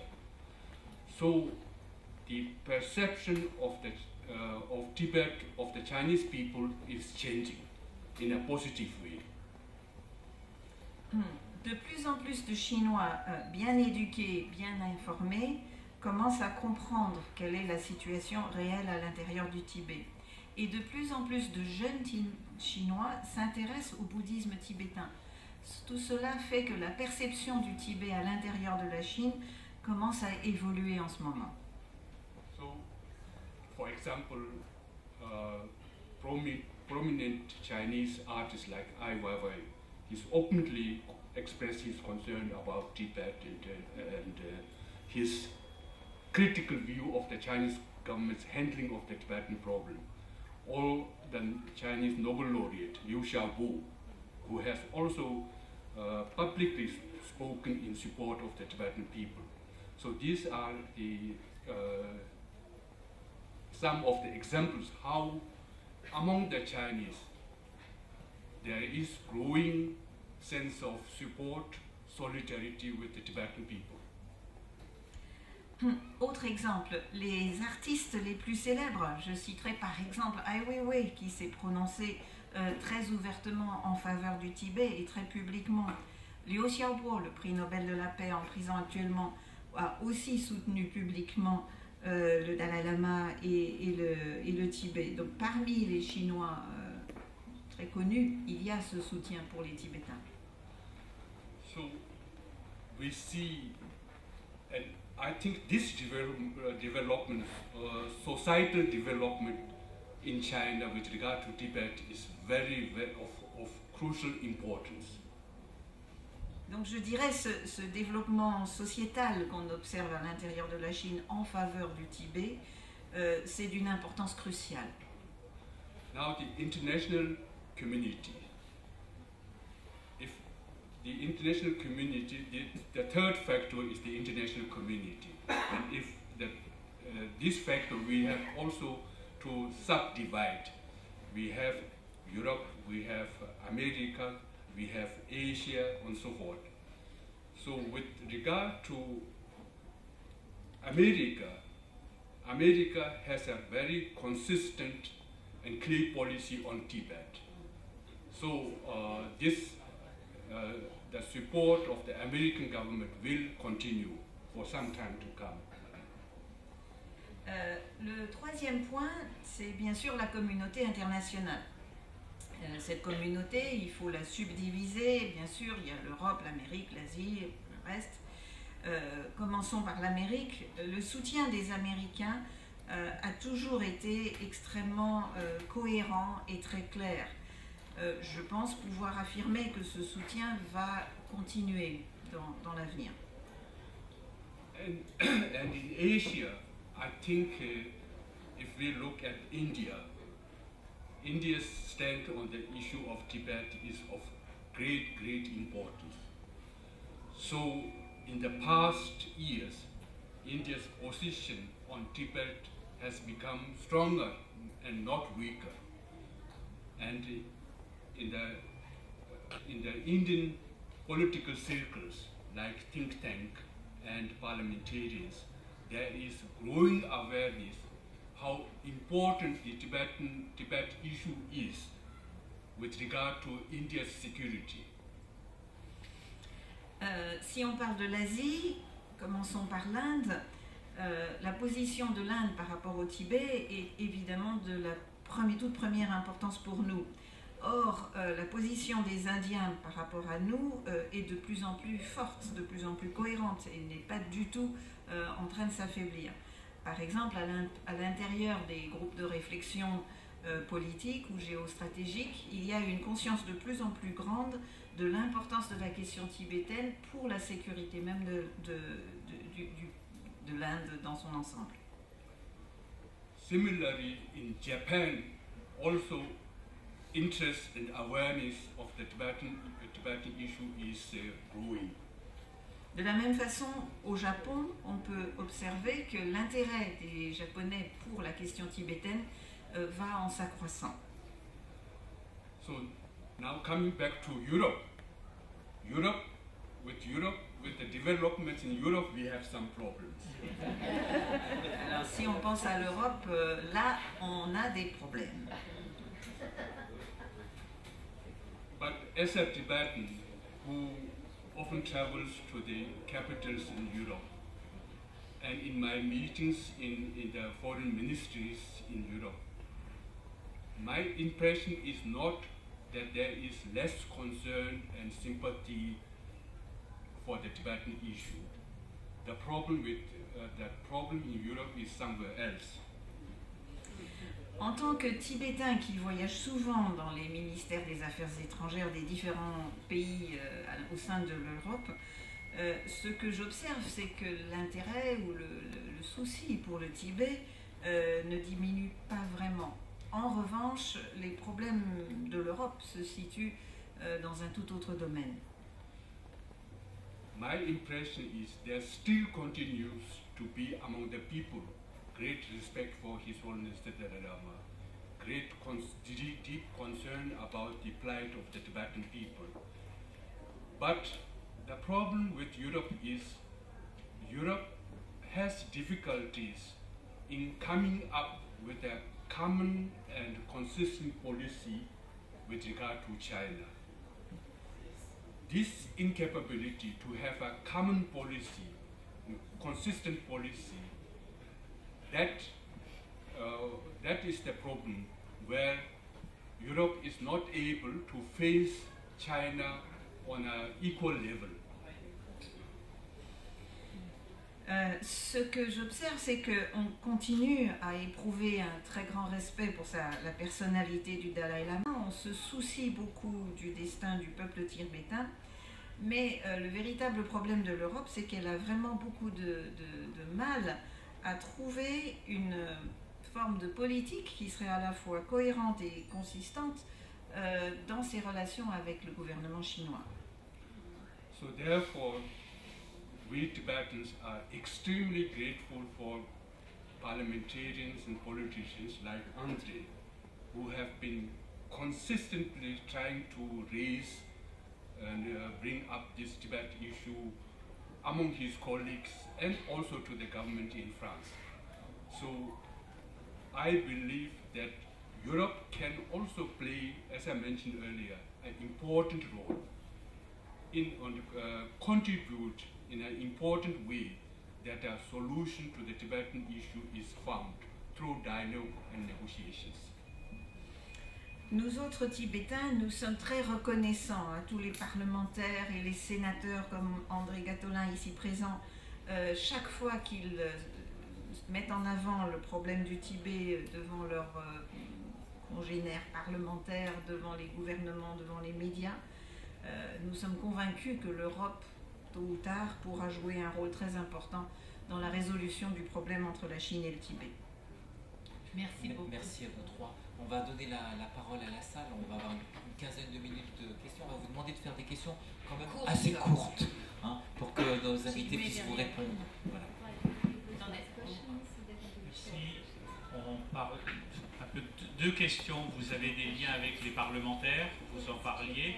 Est-ce que vous développez des liens avec des parlementaires qui sont en contact avec la Chine, qui travaillent particulièrement avec les leaders d'opinion chinois ou sur le plan économique, qui peuvent peut-être de l'intérieur aussi donner votre vision du Tibet? À qui s'adresse la question? C'est à Kelsang Gyatsen. Et éventuellement, comment est-ce que vous formez des jeunes réfugiés tibétains qui viennent d'arriver de Chine, qui parlent chinois maintenant, qui parlent tibétain, qui ont les deux cultures et qui peuvent peut-être être des futurs jeunes gens qui donnent le point de vue autant du Dalai Lama que de la Chine? Des futurs politiciens. Merci.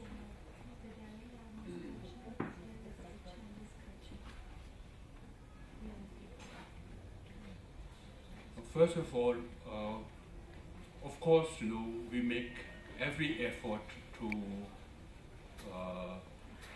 meet and to contact parliamentarians who have a lot of interactions and relationship with the Chinese government or Chinese politicians, because these are the people who can influence the Chinese side much more. So therefore, for example, in the European Parliament, there is a China delegation. That means members of the European Parliament who deal with China, Chinese delegations and Chinese parliamentarians. So we always make an effort to meet members of the European Parliament's China delegation and its chair in order to keep them informed about the situation inside Tibet. Tout d'abord, je dirais que nous faisons bien sûr tous les efforts possibles pour contacter les parlementaires qui ont gardé des relations avec le gouvernement chinois. Parce que, étant donné qu'ils rencontrent des fonctionnaires chinois, ils peuvent avoir beaucoup plus d'influence sur le gouvernement chinois que tous les autres. Au Parlement européen, il y a ce qu'on appelle une délégation Chine qui traite avec le gouvernement chinois, qui se rend régulièrement en Chine. Et chaque fois que nous passons à Bruxelles, nous faisons tous les efforts nécessaires pour aller les informer de notre situation actuelle et de leur demander leur soutien.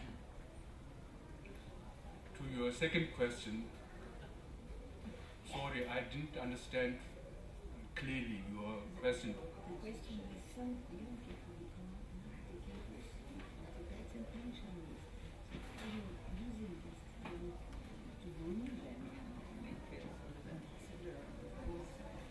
Yes, our exiled Tibetan administrations, we employ also a number of these young Tibetans who have been grown up in Tibet under Chinese rule and who speak Chinese very well. So a number of them are working in our administration, and their responsibility is to monitor the developments with regard to Tibet in Chinese media and the announcement of the Chinese government. We also employ them to interact with the Chinese brothers and sisters living outside of China. For example, in our office in Geneva, we have one Tibetan official who speaks Chinese and whose responsibility is to keep in touch with Chinese living in Europe who show an interest in the Tibetan issue. So therefore, with our limited resources and means, we try to also employ these people in our cause.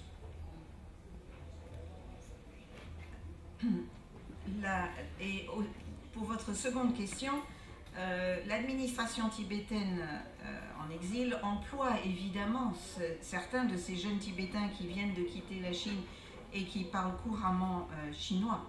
Et donc nous leur attribuons des postes qui correspondent à leurs capacités, comme par exemple surveiller tout ce qui est écrit sur la situation tibétaine à l'intérieur de la Chine, en chinois, dans la presse chinoise, surveiller toutes les récentes déclarations du gouvernement chinois sur ces questions-là à l'intérieur de la Chine. Et une autre fonction, c'est d'engager des relations avec les Chinois en exil, notamment en Europe. Nous avons un responsable des relations tibéto-chinoises qui est basé en Suisse et qui vient souvent en France d'ailleurs, pour rencontrer des Chinois qui ne parlent évidemment pas tibétain. Donc vous voyez, nous faisons ce que nous pouvons parce que malgré tout nos ressources sont très limitées. Je me permets d'ajouter une chose, c'est que dans les années 80, les Chinois en exil à Paris n'avaient pratiquement aucun moyen de s'informer sur la situation au Tibet. À partir du milieu des années 90 est arrivé un magazine qui s'appelle Xizang Tongxun. Et donc dans ce magazine, on trouve toutes sortes d'informations qui sont parfaitement bien rédigées en chinois, certaines qui sont reprises des journaux chinois, d'autres qui sont rédigées justement par ces Chinois, ces Tibétains qui sont arrivés en exil à Dharamsala. Et je trouve que c'est un média très important parce que pour les Chinois en exil, ça leur donne une vision tibétaine des problèmes des Tibétains en Chine. Oui, parce qu'il y avait une vraie désinformation. Monsieur. Alors j'ai deux questions sur la... Essayez de faire chacun une question parce que il faut les deux sont liés. D'accord. Deux questions sur le modèle démocratique tibétain. 404. Oui. Première question, qu'est-ce qui dans la culture tibétaine peut inspirer la construction du modèle démocratique tibétain? Et puis ensuite, est-ce que les recommandations des pays occidentaux, des démocraties occidentales, influencent aussi la construction du modèle tibétain?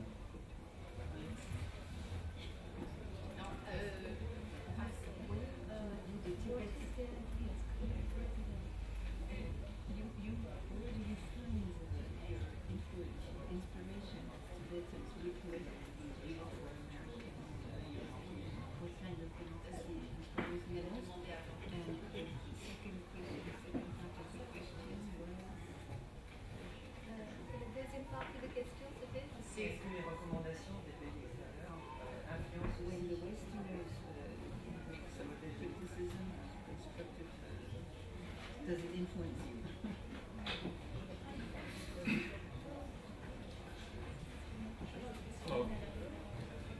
I'm not sure because I was not one of those Tibetans who drafted the Charter for Exile.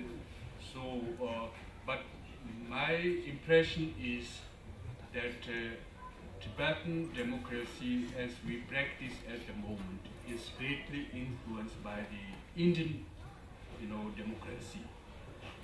Because Tibetans living in India are much more in interactions with Indian scholars, politicians, and lawyers, constitutional lawyers, and so on. So therefore, my impression is that the Tibetan democracy has been greatly, to a great degree, inspired and influenced by the Indian democracy. Je ne fais pas partie de ces Tibétains qui ont rédigé notre constitution, donc je ne peux pas vous répondre en détail, mais je dirais que j'ai l'impression que nous avons été essentiellement influencés par la démocratie indienne, puisque nous fréquentons, enfin nous avons plus de relations avec les politiques, les parlementaires indiens, mais aussi avec des avocats spécialistes en droit constitutionnel. Donc toutes ces interactions, évidemment, portent leurs fruits dans le cadre de nos sources d'inspiration.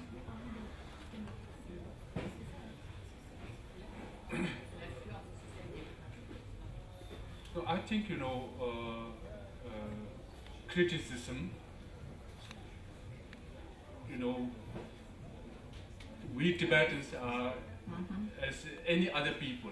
Some Tibetans will take criticism very negatively and as a negatively and as a criticism of their behavior, and other Tibetans who are more open-minded will look at the criticism and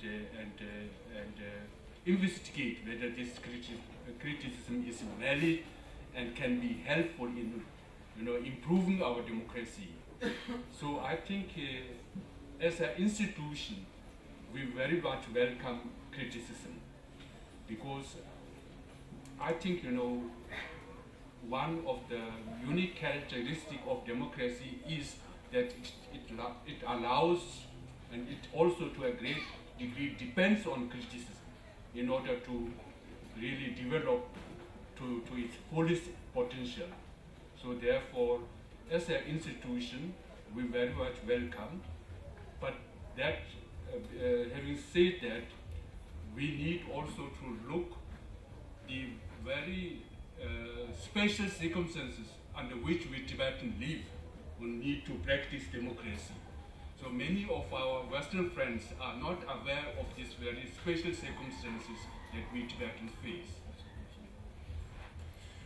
Quant aux critiques qui peuvent être émises par nos observateurs, je dirais qu'évidemment il y a deux sortes de Tibétains. Il y a ceux qui réagissent plutôt mal et qui n'ont pas envie qu'on les critique, mais il y a les autres qui au contraire sont prêts à écouter et à rechercher justement dans notre pratique tibétaine quels sont les éléments qui pourraient progresser grâce à ces critiques qu'ils estiment constructives. Mais quoi qu'il en soit, nous avons quelquefois l'impression que nos observateurs ou nos critiques ne sont pas tout à fait conscients des difficultés particulières dans lesquelles notre démocratie doit évoluer. Et donc quelquefois ces critiques nous paraissent un peu à côté de la plaque. Ok. Marcel, une question. Essayez de poser une seule question, s'il vous plaît, pour que ça tourne, parce que... Marcel d'abord. Parce que d'abord, on a dépassé le temps et ils sont fatigués. Ils sont fatigués, ils ont des obligations. Donc, merci. Une question. Bonjour et merci pour toutes ces informations très constructives. Vous avez parlé de la suprématie que veut imposer la Chine, soit en Europe par exemple, puisqu'on voit bien que nos gouvernements pillent les Chines constamment. Mais ne serait-il pas intéressant de constater qu'il y a des gros problèmes en mer de Chine, donc des pays comme le Japon, le Vietnam, etc., qui sont impliqués dans ces conflits naissants dont on ne sait pas l'issue. Et l'autre problème, c'est la suprématie que Pékin impose à la gestion de l'eau par rapport aux pays transfrontaliers que sont l'Inde, le Pakistan, le Bangladesh, le Vietnam, le Laos, le Cambodge, etc., etc. Et je me demandais, donc ces problèmes de l'eau vont devenir vitaux, et même sûrement, comme le Jourdain, des problèmes qui vont arriver à des conflits, puisque la Birmanie commence à souffrir de l'eau, le Mékong est presque à sec une partie de l'année sur 200 km, d'après ce qu'on lit dans différents rapports. Ma question, oui, s'adresse à M. Kesang-Galsen et à M. Gatolin, peut-être à Marie aussi, vous pourrez répondre. Est-ce qu'il ne serait pas utile maintenant que les députés, les sénateurs, les délégués tibétains se mettent en contact avec tous ces pays d'Asie qui souffrent au niveau du problème transfrontalier de l'eau ou des problèmes de mer de Chine, pour créer, j'en avais parlé à monsieur Michel Raison l'autre jour et à toi au Sénat, pour créer une espèce de forum, comme il y a eu par exemple à Nantes il y a plusieurs années, du temps où monsieur Jean-Marc Ayrault était un peu préoccupé par le Tibet. Oui, mais parce que lui-même avait provoqué ce forum des droits de l'homme, où il a été question pour tous ces pays de voir comment travailler. Seulement ça tombe à l'eau, je dois le dire. C'est pas l'eau, il y a trop d'eau. Voilà, on vous les laisse répondre. Qui commence? André se lance à l'eau. Oui. Sur cette question, notamment de l'eau, effectivement, elle est très préoccupante et moi je rencontre beaucoup les représentants, soit opposants, soit diplomates ou politiques, notamment cambodgiens, laotiens, thaïlandais. Il y a quand même une vraie difficulté dans toute une partie de l'Asie du positionnement à l'endroit de la Chine. Et l'idée, notamment dans les membres de l'ASEAN, une espèce d'équidistance systématique qui veut le mettre entre l'influence américaine et l'influence chinoise. Et on a beaucoup sur ces questions. Là, j'ai rencontré il y a un peu de temps des responsables laotiens et cambodgiens et vietnamiens. Leur critique, par exemple, sur la question de la mer de Chine pour les Vietnamiens et les Paracels est très nette quand on parle de l'exploitation des fleuves, et c'est d'autant plus dommageable qu'il existe un droit international concernant, pas les lacs, bizarrement, mais les océans et les fleuves. J'ai rencontré le sous-directeur à la mer français. C'est vrai qu'on parle beaucoup aujourd'hui de la gestion des océans. La gestion internationale des fleuves devient quand même un sujet très délicat. Et je pense qu'il faudrait utiliser les cadres internationaux existants, justement, sur les droits des fleuves, pour quand même remettre la question. Parce que d'État à État, de pays à pays, moi je trouve les pays, en tous les cas que je rencontre d'Asie, très timorés sur la question. Pas sur les eaux territoriales, hein, mais vraiment sur la question des fleuves. Ouais. La COP 21, 22, je veux dire, la prochaine, la rentrée. Donc il y a des choses à faire. Marie Yatsen.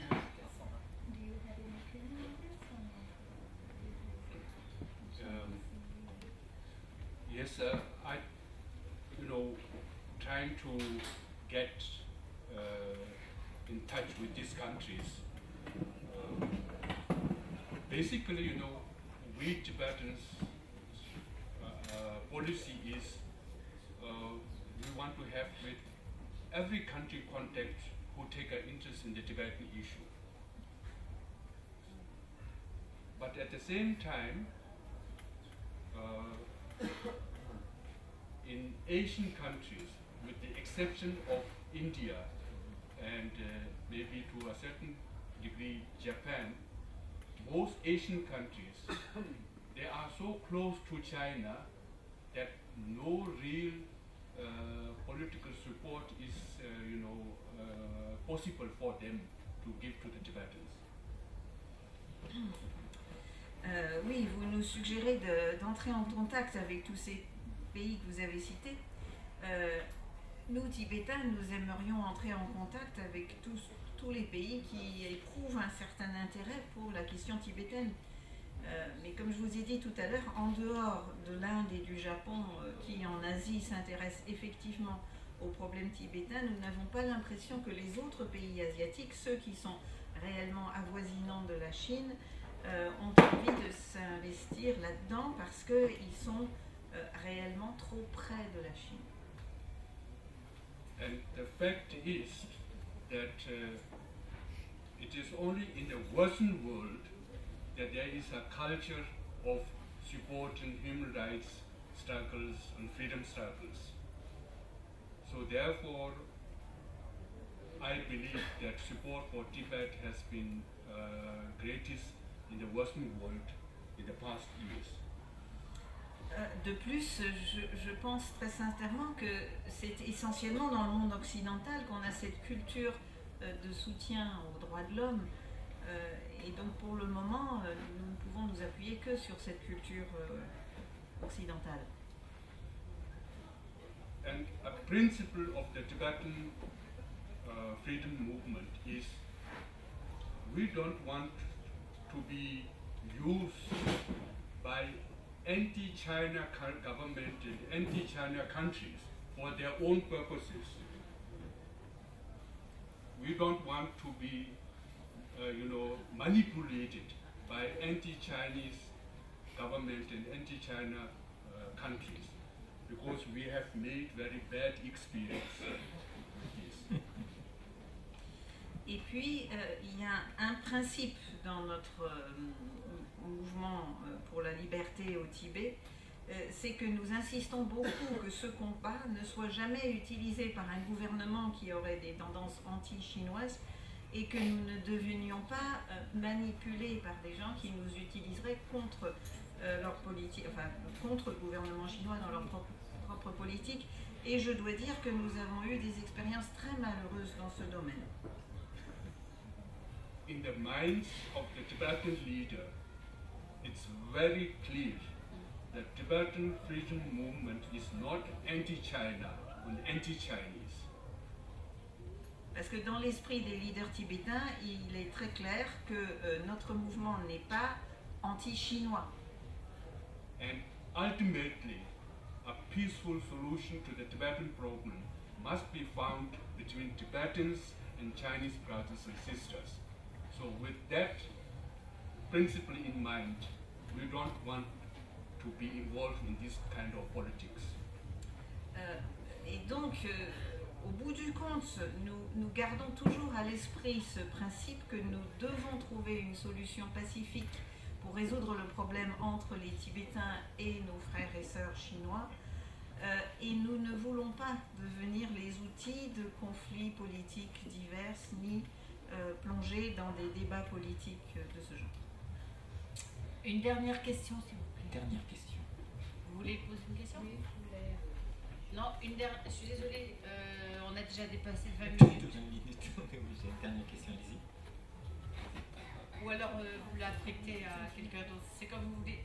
Allez-y. Oui, je la posais à Monsieur Gattelin et j'allais dans le sens de Monsieur Kelsang Gyaltsen.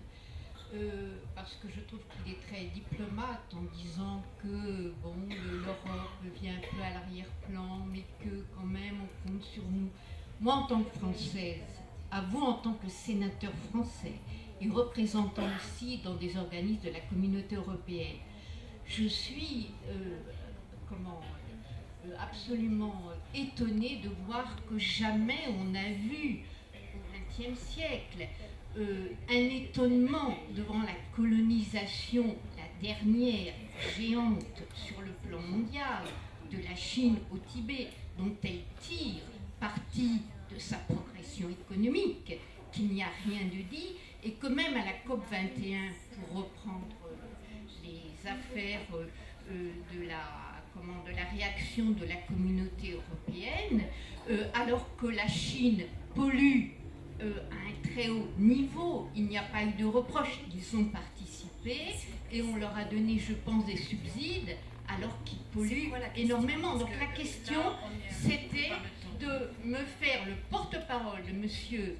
Kelsang Gyaltsen devant vous, moi française, en tant que Français, vous, sénateur français, pour dire que c'est vrai, on devrait quand même, à l'exemple des États-Unis, des Australiens, des Japonais, des Indiens, quand même prendre une position plus affirmée, puisque nous sommes soi-disant des défenseurs des droits de l'homme, souvent chez vous. Ok, merci.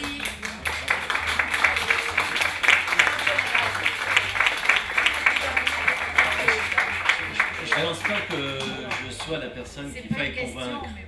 Je le dis parce que mon engagement, il date bien avant d'être sénateur. Il remonte à plus de 30 ans en faveur du Tibet. Donc, j'ai une constance et j'ai le mérite de la constance. Ce que je regrette malheureusement, c'est que très peu d'hommes politiques, au contraire de l'opinion publique, hein, je finance à peu près tous les ans des enquêtes d'opinion pour peser justement sur les gouvernants, au-delà des démarches que je peux faire avec d'autres ou avec les associations ou avec les citoyens, pour dire regardez, la France est un des pays où le soutien au Tibet est le plus fort d'Europe. On a été étonné l'an passé lorsqu'avec Matteo Mecacci qui dirige International Campaign for Tibet, on a réalisé un grand sondage international, de voir qu'il y avait plus de soutien dans l'opinion française et allemande en faveur du Tibet qu'il y en avait par exemple aux États-Unis ou dans un pays comme l'Italie. Donc le problème, c'est le décalage de la classe politique. Je pense, mais oui, je suis d'accord, mais moi je me suis fait élire, je n'ai pas caché ce que je pensais. Je pense que c'est aussi aux citoyens, de temps en temps, de demander aux candidats quelle est votre position sur ce sujet.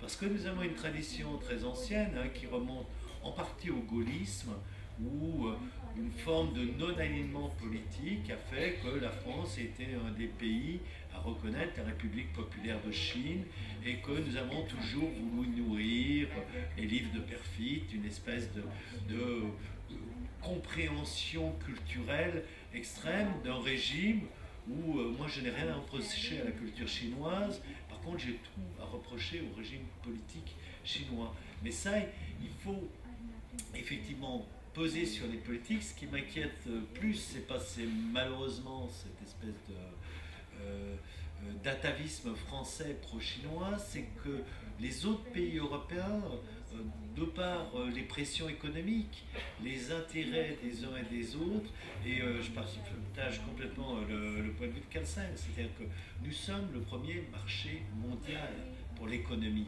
en termes de population et de niveau de revenus, et nous nous comportons comme des colonisés, c'est-à-dire que quand la Chine dit « je ne suis pas d'accord », nous ne répondons pas. Les États-Unis achètent beaucoup à la Chine, mais ne leur vendent rien. Et ils ont bien raison.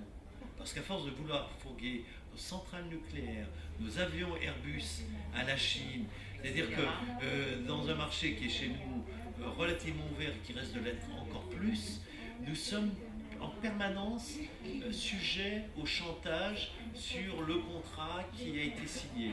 Et je pense que c'est une erreur colossale. C'est un point de vue que je soutiens à titre Merci André.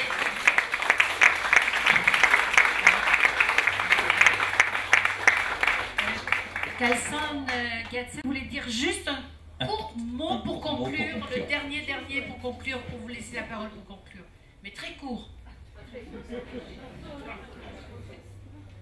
Thank you. Alors, on va en profiter. Alors, merci à André Gatelin, merci à Marie Haussmann, merci à Anne Boissard d'avoir assuré la traduction et merci à Kalsen. Merci à vous tous et merci à vous.